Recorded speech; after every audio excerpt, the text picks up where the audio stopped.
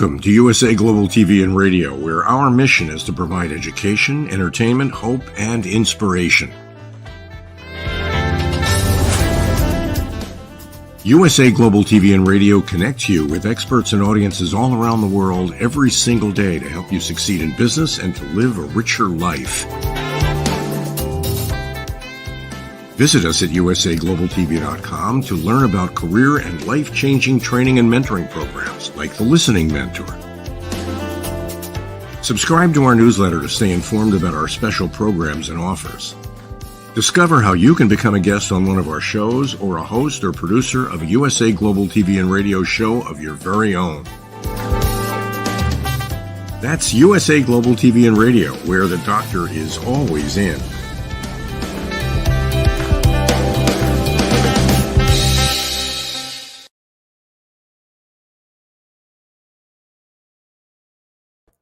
Hello, everyone, and welcome to USA Global TV and Radio, where we provide world-class education, entertainment, hope, and inspiration. I'm Dr. Jacqueline Kerbeck, and it's my pleasure to be here today on the Corner Bookstore. This show has been one of our most popular since we started, where we recognize and embrace authors and publicists and publishers from around the world. Today, we have a very special guest who actually just joined our team. I couldn't be more excited. Her name is Kendra Q. Dodd, and she is actually an elevated listener on our team. She's a development strategist, and she's also an expert when it comes to organizational effectiveness. She's a professional facilitator, and she's also an author, which is why I guess she's here today. So let's welcome Kendra Q. Dodd to the show. Hello, Kendra. Hello. So glad to be here. Thank you for having me. So nice to see you. And again, congratulations for joining our team. You know, as I spoke to you, that elevated listening is such a big part of what I believe we need in this world, my opinion. So we're going to talk a little bit about how listening also interacts or is a big part of the work that you're doing. So you're joining us from the States. You're in Minneapolis, and you have really helped so many people with the work that you're doing. So why don't you share a little bit about why you're passionate about helping other people? You know, I think sometimes our passion comes from our own experiences, really. Let's be truthful. And I think just, you know, living to be understood. I mean, who has not been there, right? That you just didn't understand me or you don't understand me. And so I would say in the formative years of my life, 4 years old, I was plucked out of the environment I was used to, and I had to go to a strange place that was very unique. Not only was it different, but also then I was in a bubble, which was very challenging, that people knew we were coming to this town. You know, before, you know, the neighbors beside you or in your neighborhood knows you, but the whole town knew my family was coming. And so just being understood, trying to develop in ourselves and not trying to be that pinnacle of being seen. And so I do that for others. Then I realized there's other people that feel the same way as me. I'm not the only one. And as I continued in my education, my formal education and college, I realized people just struggled with that and wanting to be valued and wanting to be heard. And so that just became my life work. I did different things of ambassador and advocacy and things of that nature. And I continued to do it. I was a human resources practitioner. Professionally, got my master's in human resource development, and I just continued to have that love and desire. And it probably started at 4-year-old me, I would say. Well, I love the beautiful smile you have and your passion for what you do. You and I actually spoke on the phone at length. We thought we were going to have a quick call back in May, and I just really loved your passion, your commitment, and your energy. We actually have Dr. Genevieve Pearl with us, and she's going to be joining us for the show. Let's welcome her as well. Hello, Doctor. Hi, thank you so much, and I'm happy to be here. I'm happy to meet you, Kendra. Reading your profile, I was so excited because personal development is indeed one of the greatest gifts we can do to anyone. And I'm happy with what you're doing. Keep it up, and I'm going to engage you for the next 30 minutes. Yes, thank you. Fantastic. Thank you, Have a great show. For having me. Thank you. Yes, my dear. So before I came in, I heard you talk about how at a very early age you had to relocate and all that. I must say that Reading your profile, one of the things that really got to me is that you've done so much work right from your very young age, and you've done so much in terms of developing other people. I would want you to share more about your journey and how some of the challenges and some of the hurdles you've had to go through as a woman. Wow, there's so many facets. Let's talk about the woman part a little bit, especially with, I don't want to talk about politics, but it's a topic, right, of a woman leader and how far should women go. Just to tell you, my father told me I could, growing up in the region of the South in the United States, very traditional in sense. It's kind of the birthland of the United States, of where the United States began. And so the biggest thing is my father was a police officer. Well, he in for the state. So there's something called a trooper, and he taught me how to do certain things. He told me how to, world is your oyster. And I would say, as a woman, um, first of all, is we have to realize it, right? We have to get used to the ability of no, but do we accept who people say we are? And I think that's the biggest thing, is the barriers that people tell me no, or do I continue? And I did. And I'll say one of the barriers too was my age at the time. You said I started very early. And I would say one of the challenges I had was being a leader that was younger than most of my peers. And so so there's so many layers of challenges we can all have. The thing is, are we going to use them as an opportunity? Or are we going to use them as roadblocks? And I think that's the important thing to think about. Excellent. I mean, I'm so much in love with what you just said. I mean, when we encounter hurdles or challenges in life, I prefer to call them experiences, because Yes. I feel it's an experience, whether good or bad. It Mhm. propels you for the next phase of life. So thank you Yes. so much. I would Mhm. want you to tell me a bit. I've seen that you've done quite a lot in terms of book reviews. Mhm. A lot of work has been done. Mhm. And I mean, for somebody who is so busy as you, how do you get the time to juggle all these things, do your book reviews, working your full time work? And I'm sure at home too, you are doing so much. How do you get all these things sorted as a woman? Well, honestly, a lot of things is finding where your space is, right? We all get the same 24 hours. I think they say it's 168 minutes a day, right? And so when we look at that, is how would you use each minute? And so I fill my space if I'm driving. So I may not read, but I may listen. Now, if I really like the book I'm listening to, then I'll purchase the book and then I'll use it as a reference. I'm one of those book readers, and my book is written that way that you can write in it, you can highlight if you don't mind doing that. I love doing that because I'm engaging with the book. But I'll listen to my book. Matter of fact, there was a book this morning that someone told me about, and I'm like, please let it be on Audible, because I'm flying out of the country. I'm like, okay, I can listen to the book. And so that I'll get that whole book done on that flight. So there's different ways of, there's always a will, there's a way. Goes back to, are you going to let that limit you, or going to find other opportunities in doing it or not? And so that's how I kind of get my reading into, is listening to the reading. Excellent. So audiobooks, more like, right? Mm-hmm. You are Yes. so much into audiobooks because it allows Yes. you to read so much in a bit. You are able to do so much. Yes. Yes. Once there is a way, that's what I'm taking. Once there Yes. is a way, once Yes. there is a will, there is a way. That We is. definitely have to find ways and means to get it done, no matter the obstacles or challenges. Yes. Excellent, Yes. excellent, great. So, Mm-hmm. looking at how your journey has been, I would want to find out, you're an HR expert to all, I mean, like to a large extent, with all I've seen you do, you are an HR expert. Now we Mm-hmm. say we are in the world where human resource has always been a very valuable asset to all organizations. But most times we realize that there is this little bit of, should I call it a conflict, where people don't feel valued in organizations. They feel that they are just being used to get what has to be done and just give them money.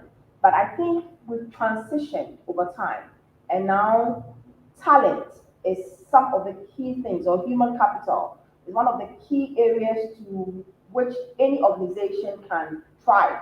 I want you to highlight a bit, since you're an expert in this field, I want you to highlight a bit to us. What are some of the ways that as leaders we can get our organizations to get the best out of our talent? Mm-hmm. I think the best thing is to actually, the first thing is people want to feel valued and recognized. Now, you can't recognize people all in the same way. So having actually personal, direct relationships with each one. Now, you're like, how can I do that as an organization? Well, it depends on the leadership of that span of leaders that they have. So from listening sessions to focus groups, a focus group is a small group of people and say, we're going to talk about this topic, or I want to listen to what you have to say. And then you actually let them listen in those open forums. You can even do anonymous surveys where people can feel safe to actually speak their mind, that they're not connected, that it, would hinder their career. So those are just some tips, like from focus groups to surveys to anonymous ways, finding a way that they can say their voice without it feeling like it's detrimental. But I think the most important thing is asking. A lot of times they don't ask, and that's where the problem lies. So we should engage more. We should engage more with our talent. Yes, We should engage yes, more with our staff. We should engage more as leaders with our yes. team. Mm-hmm. Let them feel appreciated. Let them know that they Yes. mean more than just getting the work done to us Yes. as an organization. Yes. Excellent. And especially if they're getting the work done, doctor, that they're asking, what do you think is the best way to get the work done? Because they're doing the work, right? So really asking, not only telling them how to do the work. Okay, now that you've done the work, can you tell me, is there a better way that's more efficient in doing the work? How would you think you can assess in that? So that's that engagement of communication that I'm talking about. Excellent. And I love the bit where you said that, we are all the same. So the way you handle employee A, you cannot handle the same, you cannot use the same way to handle employee B. Yes. And most times when we are able to identify how to handle each and every team member, I think it goes a long way to help us as leaders as well. Yes, Excellent. absolutely. Absolutely. Excellent. Do you have any projects that you're working on currently that you would love us to know? There's private projects that I'm doing with different companies that I'm working on. Actually, I'm this is probably the first, right, that I'm telling people. It's not a secret, and maybe they'll hold me accountable. I'm already thinking about writing my next book on change management. So that is the next that I'm thinking about what to do. And first things first, and how I'm going to navigate through that. So that's what I'm thinking about, thinking about change. It's going faster at a faster rate nowadays, and then how to manage through it. Thank you so much. I also saw some highlights and we've done quite a lot of work with stress management, team management. I want to focus a bit more on stress management because stress has become more like a cliche. We all use it. We are stressed, we are stressed, we're stressed. But how have you managed stress in time past, and how are you still managing stress? Because we all encounter stress at one level of our lives or the other. I think the first thing is there's this ideal or this ideology that stress should not exist or that it should be eliminated. Actually, stress is not bad. Stress is good. Stress creates a certain hormone level for us to anticipate, to do more. It can protect. It can cause us to motivate, right? That feeling you feel when you get anxious to get on stage, if you're scared of speaking on stage, it's that energy that gets you to perform better if you're an athlete. So stress itself is not bad. And I think that's the disclaimer. Like you said, it's used all the time. It's when it becomes distress where it becomes overwhelming. And so learning to know and how to self-regulate is what makes that important. And so that's what I think the first thing is that, oh, I'm feeling anxious. Oh, that's a good thing. It's how you manage it. And so how do I manage it is first of how I look at life, that nothing is a failure. If it doesn't go the way I planned, doesn't mean I failed it. It means there's a learning from it so I can grow from that opportunity. Excellent. Nothing is a failure. This is a sweet quote by Kendra, Dodd. So we picked this quote from you. Nothing is a failure, and I perfectly agree. It's how you navigate it, how you see it, and how you attend to it. That's what makes it good or bad. But if I may ask, I would love to distress. I always cite the example of how come I had this low haircut. That I realized that anytime I go to the washroom and the bathroom specifically, and I have to try and prevent water from entering my hair, it stresses me. But then the moment I took off my hair, I realized that I'm able to even think more. I've written quite a number of books, and I always say I started it from my washroom because once the water drops on my hair or on my head, I'm able to think and think faster and better. So, what I might experience in terms of trying to distress, some of the techniques I use is water therapy.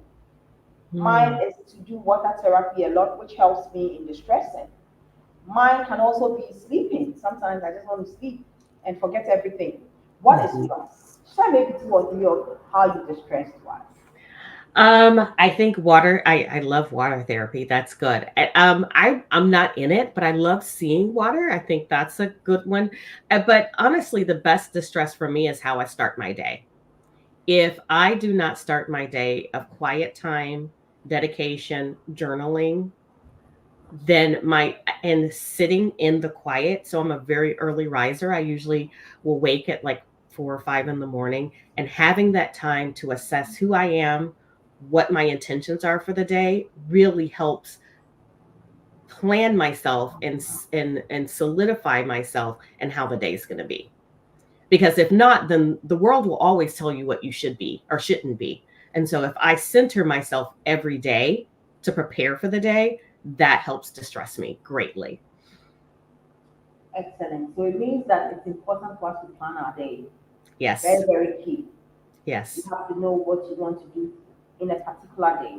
Maybe 2 or 3 things that you set out to do, like your target. And then at the end of the day, you check and see if you were able to achieve them or not. Right. I would say if you're not able to achieve them, you just have to go back and re-strategize.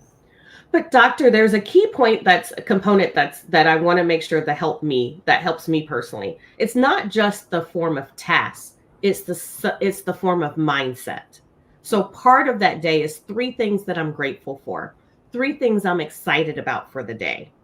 Then I do my task because it creates your mind. You can do tasks all day, but I have clients that know how to do tasks, but then they get overwhelmed because they don't know what their beliefs are, or they negotiate and then that's been negotiated. So it's that centering on your belief system and value system that's just as important as starting your day each day as well.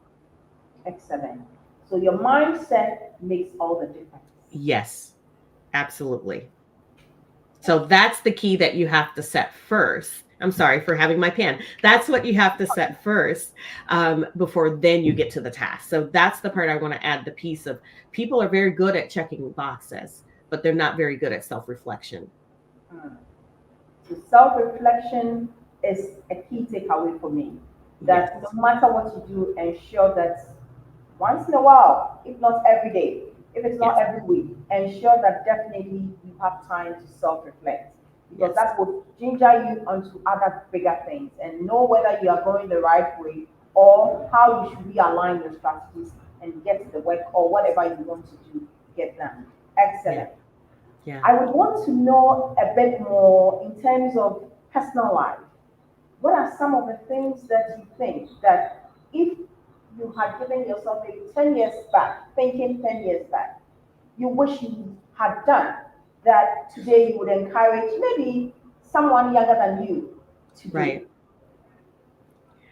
I'm laughing because talking about my personal life is so I'm more senior, right, in my years. I'm closer to the other half of my life than the back end of where I have. And so I have a child that is in the university and he's finishing the university this year. I have a daughter that's finishing the highest of grade school before she goes into the university. And then 9 years ago yesterday, my life gave me, I have a child that's 9 as of yesterday. His birthday was yesterday. And so part of that, and when you say planning, like if I was to go back to my 10-year-old self, I was pregnant or I didn't know I was going to be. And I think the biggest thing that I'm laughing with that is that life will give you curveballs. Things don't go the way you plan, and learn to pivot. So if I was to tell my 10-year-old self before I knew I was going to get pregnant in my 40s, I will tell myself everything's okay, just pivot and everything happens the way it's supposed to. Perfect. So that's what I think about. Perfect. Because for me, I think life there are no mistakes. I don't see them as mistakes. I see them, like I said, I see them as experiences, and your Yes. experience can propel you to do other greater things later in life. And Yes. so I am very happy with that. Thank you so much. Yeah. Are you currently mentoring any young ladies aside your children? Are you having any succession plan in terms of how you are developing other young people to take up from where you would at a point end? Because definitely at a point you will need to focus on other things in life and relax a bit more with all the hard work that you're doing today. Oh, yes, I was working with an organization where I was a lead advisor. I did that for 3 years. And so that's a good question. Now I'm thinking of what is the new avenue. I set a foundation of building them and where there's next. So I have a friend, and that's where I'm going out of the country. She's working on some things of some platforms, but it's something that I truly, truly believe in and what you can do. But I did that for 3 years, and with the platform, it was young men and women, and so now I'm trying to think of a new avenue with new partnerships. So I'm actually working on that in the next 3.5 weeks. I ask because I think as leaders, with all the great works that you've done, what I have read about you, it would be so beautiful to have it replicated in other people. So that when you are a bit tired and you want to take it easy with life and relax a bit more, you still be working, but not too actively. Other people can still hold the mantle and get the work done for us. And I think that is the impact that we are all praying to have in this life. So I am happy to hear that. And I think as for collaboration, I always say that now the world has become a very small village. And so wherever you find yourself in the world, if you Mhm. find other people in other parts of the world doing similar things and it resonates with you, you can always collaborate and do great things. So thank you for sharing that. And I'm happy to actually hear that you are an elevated listener, because with that listening skill, and the job that you've done so far over the years, HR, you can really impact so much more in a lot of younger people. And I'm sure we would have a beautiful world together. Mhm. I would also now ask you one beautiful question. Yes. I just want to find out if you have the opportunity to change anything in this world of ours, what would it be? Okay. What would it be?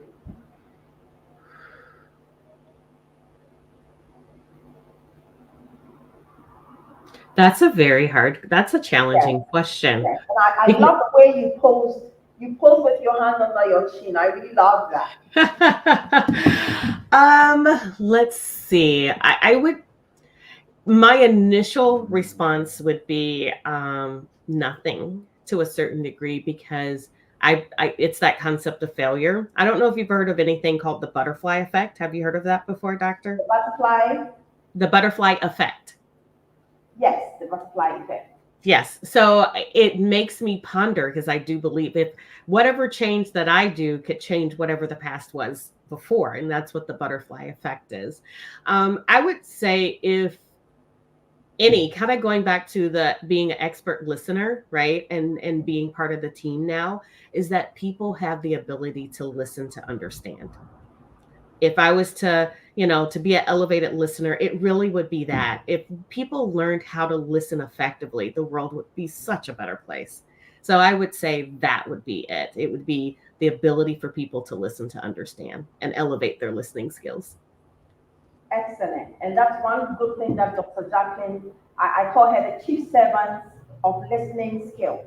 So Mhm. that is what she does, and she does it so beautifully.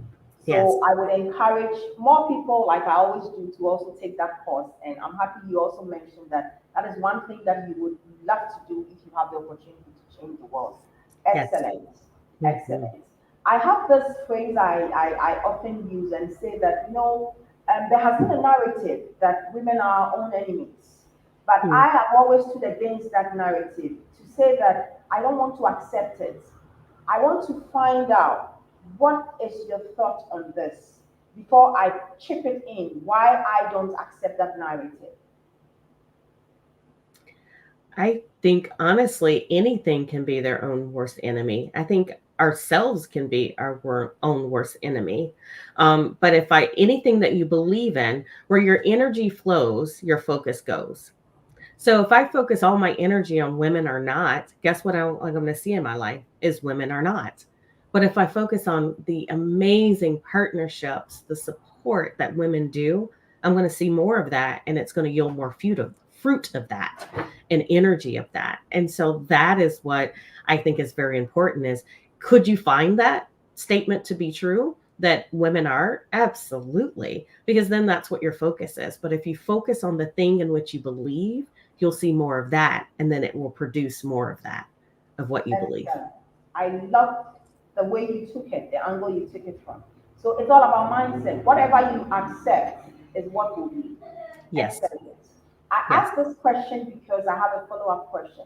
You know, in Yes. your role as an HR, and you work with different people, like both sexes, I mean, whatever the gender is, you realize that most times when women are in key roles, when we are in key roles of management, sometimes we've had challenges having to deal with our male counterpart.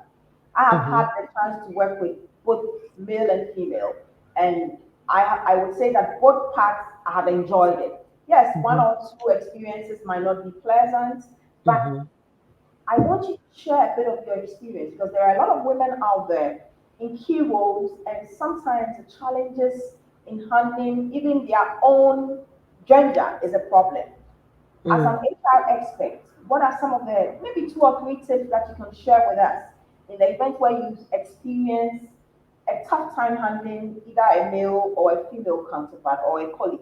How do you maneuver it? How do you go around it? The first thing I say, this is something I actually talk about in my book. I call it the seed method. Well, the first thing is the seed, SEED, the seed method. So like planting a seed, right? So I call it the seed method. The first thing is to do is you have to balance your emotions, right? So if you're feeling a certain way, remember, and that's taking captive of your mind and your feelings and where you are. So the S stands for situation. What is the situation factually? What factually occurred? Not your emotions that they had an attitude, because attitude is subjective, but what truly happened? The person came in my office, they raised their voice, right? Don't say attitude, or they lowered their voice, or the person crossed their arms, or the person rolled. The more you can get to the descriptive of the facts. So that's the situation. So you assess the facts or the situation. And then the other word is E, right? The first E in seed is then experiences. Why are you feeling the way you're feeling? So you're kind of assessing how you're feeling. Why am I feeling upset? Or why do I feel like they're not supporting me, or they're hindering my opportunity or promotions, or etc. And then you go by your feelings and what that looks like and how that is. So you go by your feelings, right? And your experiences of why you're feeling this way. And then the other E is empathetic. It's kind of using that old adage of assume positive intent. You don't know what that person's experiences are. So you engage into figuring out, why would they respond that way? What is their perspective, for example? So here's an example that I'll use that's common for women. Women don't speak up a lot of times within business. So you could have a situation where you only will give advice and your point of view if you're asked. Well, if a man, they really don't ask for permission to speak. So if they're seeing a woman not speak up, your experience is, I only speak if I am asked. But their experience and being empathetic could be, she's not speaking up, so therefore she doesn't have an opinion. Do you see where I'm saying here? And so the D has to be discuss. So then you have the conversation, you have the discussion, and it's kind of really a double D. It's to have the discussion of your experience, look at their empathy, their experience, and decide how you want to move forward in those learnings. And so that's where I call the seed method. Won't be perfect the first time. And that's why I call it seed, because it's planting the seed of better communication, better listening, elevated listening that we talked about before, to engage into a better relationship. So I think what happens if we keep it to ourselves and assume, you'll never get to planting something that's better with the other person. I love this, the seed method. Excellent. Yes. I really love it. And I'm going to go with it as well. So I'm going with 2 quick tips from you. Yes. Just wrapping up quickly. You know, when this conversation is getting so exciting, our time is and our clock is ticking. So I love everything that I've heard you say today, but I would still want you to give us a few, maybe 3, 4, 5 tips to remember you this day. That I listened to Kendra and Mm-hmm. I went home with this, and it's going to alter my next phase of life. It's going to alter the way I think as a woman. It's going to alter the way I see things as a leader, and it's going to alter the way I impact my space. Okay. I think the first one is your voice does matter. That what you say does matter. That if you're thinking it, that you have a right to ask the questions. When people tell you you shouldn't have or shouldn't have, it's your perspective and you have a right to have that perspective. So don't let anyone tell you anything differently, that you're valuable, that you were created on this earth for a reason, and whatever you have and your thinking is valuable. So that's the first thing I want to say, is that you're valuable. The second thing is that yes, speak up, but there's a time and place for everything. There is a song called "The Gambler." You can Google it. It's by Kenny Rogers, of knowing when to hold them, know when to fold them. And it's, if you're scriptural, there's a season and a time and place for everything. So I'm not saying you to go out and say, Kendra said I was to hear my voice. No, there's a time and place for it as well. Now, not when people tell you, it's when kind of that intuition that you have. And the third is go by your intuition. Find that centering time to sit with yourself every day and every morning to know your purpose, your value, what you're excited about in life. Journal, I think, is very important, and what you're grateful for in life. So that grounds you and I'm grateful, but also talk about what can make life exciting and like helps with the stress, depression, the things that we've talked about, the D words, and maximize those in a healthy way. So those are my top 3 tips that I would say for someone to remember me by. I'm so excited. Thank you so much. I mean, Yes. Kendra, I must say that we've all had our journeys in life up to now. But anytime you get the opportunity to listen to an expert like you, a woman who is all rounded, holistic, in terms of Mhm. all spheres of life, you have Yes. it. Thank you. It encourages us the more. I am really encouraged, and I must say that whoever is listening to us today, I'm sure will be surely encouraged, because you get to know that you have a journey, but you are valuable. Accept who you are, believe in yourself, say positive things for you, or be Mhm. positive minded. Ensure Mhm. that the mindset is right. Mhm. Speak up, but know when to speak. I always say be diplomatic. You just Yes. don't speak because you have the opportunity to speak. Because Yes. one word from you can land you in an opportunity, or it can land you in trouble. Thank you so much. It's been amazing listening to you. And I'm believing that there is so much more that we can still connect to do as leaders, as women. And as an elevated listener, I'm sure that there is so much ahead of you from this day. Do feel free to come back to the show anytime. There are so many shows that we have aside the Economic Shop, and Yes. there are so many more opportunities for all of us to learn. It's been Mhm. amazing listening to you. It's been amazing interviewing you. And I must say that I am privileged and I really appreciate it. Thank you so much. And I will leave you at this point. But before I let you go, I want you to share, is there anything that we should know happening soon? If we need to get in touch with you, your website, your social media handles, can it be shared with us so that we can follow up and get in touch with Kendra and what she does?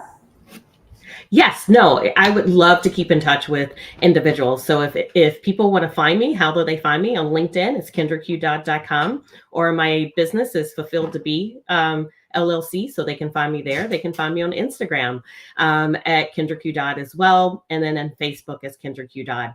I think the best way, starting, if you are a LinkedIn account, if you're starting on Fridays, I'll have Focus Fridays with tips, tools, and techniques where they can see how can I become better, a better person, and the way I want to live my life. So those are different ways in which they can find me as well. Excellent. I love it. If you want to be a better person, please look no further. Get in touch with Kendra and get to learn more. Get in touch with her and learn more about how to be a better person. Thank you so much, Kendra. It's been amazing having you on the show, and have a good day. Thank you. So if you are still watching us, please help us to reach our target. We are still working so hard. As of today, we are on 4407, and it's been amazing because you keep subscribing. Please keep subscribing and sharing to other friends and family members to subscribe so that we can reach our 100,000 target. Thank you so much. It's been amazing having you today at the Bookstore, sorry. It's been your regular host every third Thursday, Dr. Genevieve from Ghana. And I'm happy you've been part of our show today. Thank you. This program has been brought to you in part by Zane Carson Carruth, etiquette and protocol expert, international award-winning author, television show host, and philanthropist. Thank you to Zane, our official diamond sponsor for USA Global TV and Radio in partnership with E360 TV. Zane is the author of The World's First Tooth Fairy Ever, as well as many other children's books. She's also the television host of Elegance, Polished Demeanor, and Posh Living, seen on USA Global TV and Radio.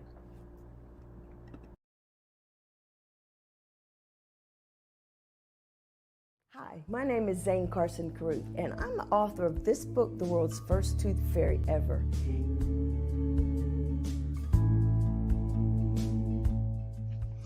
Reading is magic. Studies have shown that reading to your children lays the foundation for greater success in life. Reading helps develop language and vocabulary skills. It helps improve memory, and it encourages curiosity and inspires creativity. The benefits are immeasurable, and as a parent, you'll benefit too.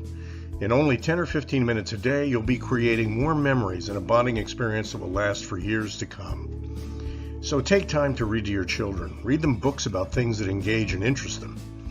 Tales of fairies and magic fascinate children, and as everyone knows, the Tooth Fairy is at the top of the list. If your child loves magic, wands, adventure, and what child doesn't, you'll love reading them books from the trademarked series, The World's First Tooth Fairy Ever. Follow along as Abella, the world's first tooth fairy, accidentally starts the tooth fairy tradition. Learn the tricks of being a professional tooth fairy in the book, Abella Starts a Tooth Fairy School. Your child's imagination will soar as you read the adventures of Abella and her magic wand.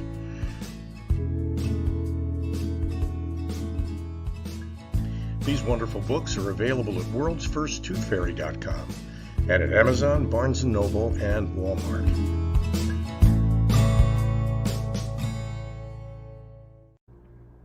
To learn more about Zane, contact her through her website, zanecarruth.com, ZANECARRUTH.com.